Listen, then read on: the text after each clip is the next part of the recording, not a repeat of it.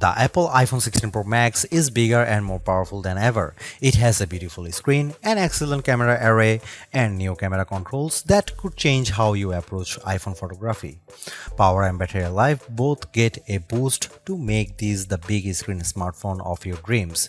Apple Intelligence offers some useful and intriguing features, but it's not yet the thing that will or should drive upgrades. Still, if you have been holding on to an iPhone 12 or 13 Pro Max, this is probably the moment for a big screen upgrade. It might seem like Apple's phone design strategy is now why mess with a good thing. In some ways, that's true. The iPhone 16 Pro Max doesn't stray far from the aesthetic first established with the iPhone 12, but also carries forward the myriad challenge made over the last few generations, like the smoothed out edges and new action button which replaced the silent switch on the Pro models last year. Its dimensions are close to those to the iPhone 15 Pro Max but enlarged by a few millimeters here and there. The 16 Pro Max is 163mm by 77.6mm by 8.25mm and weighs 227 grams. That's 6 grams heavier, 3.1mm taller, and 0.9mm wider than the iPhone 15 Pro Max. If you are comfortable holding and using the iPhone 15 Pro Max, I suspect you will have no trouble with the iPhone 16 Pro Max. I can't say the new phone feels substantially larger in my hand, but I do notice the difference in screen size. The bottom edge features microphone and speaker perforations, along with a USB-C port that, with the right cable, can support Thunderbolt 4 data transfer speeds. There's also a speaker slot along the very top edge of the display. Together with the bottom edge speaker, this phone can produce undistorted room-filling sound. Highs are sharp, mids are strong, and bass is good for the device size.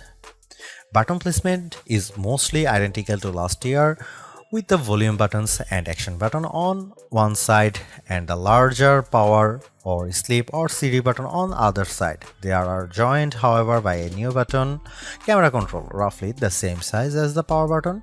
The camera control button is a multi-purpose control that can recognize physical presses and lighter presses to enable haptic response and gestures. It offers instant access to the camera and with those other presses and gestures to various virtual millimeter lenses and camera settings. The materials and build quality are once again excellent. Apple used grade 5 titanium on the body over a graphite-clad aluminum substructure.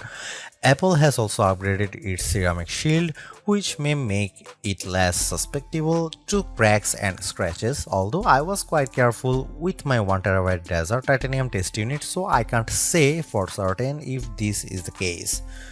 Okay, I did get it wet, purposely running the IP68 rated iPhone 16 Pro Max under a garden sprinkler. It was fun to watch the screen activating as it was touched by 1,000 tiny fingers when it was just water droplets, but the phone was otherwise unmoved and unharmed by the deluge. Sometimes I wonder how Apple might say its next screen technology. Will it add duper to it so it becomes super duper Retina XDR display?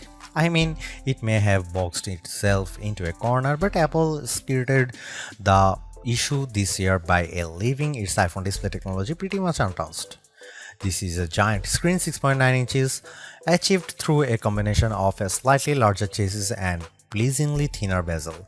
There are more pixels than last year. The iPhone 16 Pro Max screen is 2868 by 1320, while the iPhone 15 Pro Max is 2796 by 1290. There's more pixels but not a higher density.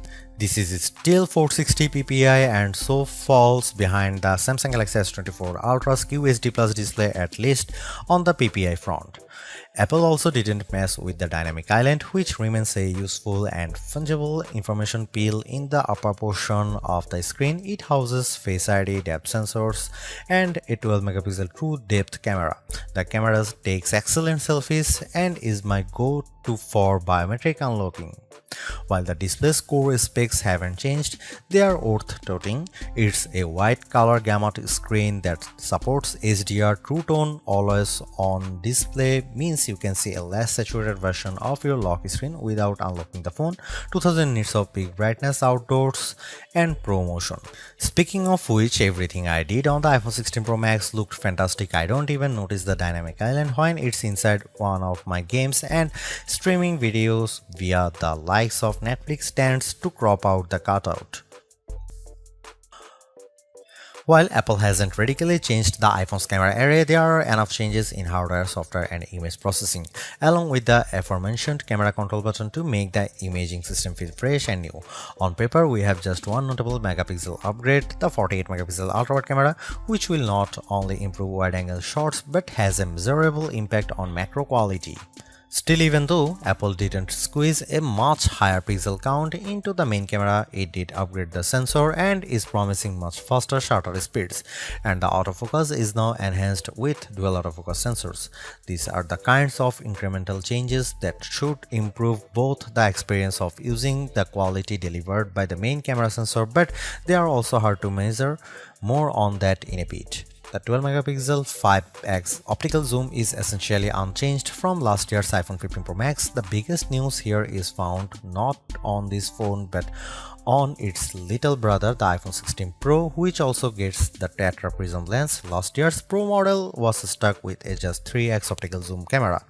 Similarly unchanged is the 12 megapixel FaceTime camera on the front. Here are some camera samples of iPhone 16 Pro Max.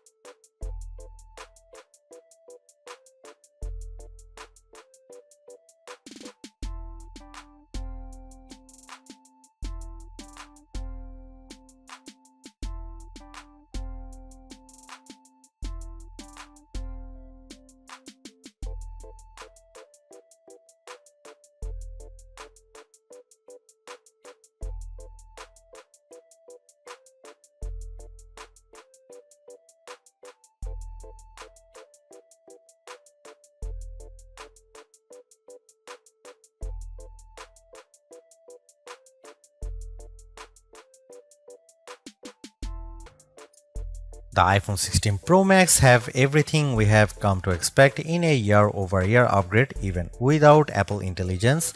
The 6.9-inch iPhone 16 Pro Max have a slew of upgrades including a good battery life, outstanding photo and video chops, and iOS 18. The iPhone 16 Pro Max are excellent phones worthy of a spot in your pocket if you can afford them.